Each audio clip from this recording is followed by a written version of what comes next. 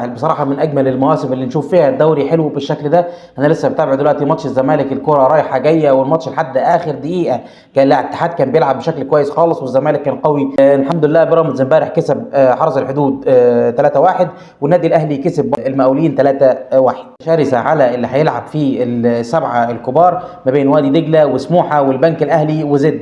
الاربع فرق دول بيتنافسوا ان ممكن في منهم اللي يدخل مع السبعه الكبار، ودي بتمثل خطوره على بيراميدز في ماتشه الاخير مع البنك. يوريتيتش بدا يشارك بعض اللعيبه زي يوسف اوباما اللي ظهر بشكل كويس خالص، صنع هدف وشال كوره من على خط المرمى وكمان جاب جون، وكان اداؤه متميز جدا في مركز رقم 8، وفي فتره كمان لعب فيها في مركز رقم 10 ادى اداء كويس خالص. طب ليه انت مش بتلعبه من زمان؟ محدش عنده اجابه على السؤال ده. دلوقتي يوريتيتش بيتاخر خالص في التغييرات، واخر جدا نزول عوده الفخوري اللي المفروض يشارك بشكل كويس خالص. الفخوري لاعب كبير لازم تعتمد عليه، لازم تخليه ينزل ويشارك، يلعب على الاقل شوط كامل، ابدا بيه اساسي. عوده الفخوري لعيب كبير عنده امكانيات كبيره، محتاج يطلع اللي عنده، لازم تخليه يشارك، لازم يلعب. واخر الدوري السنه دي حلو، الدوري حلو خالص.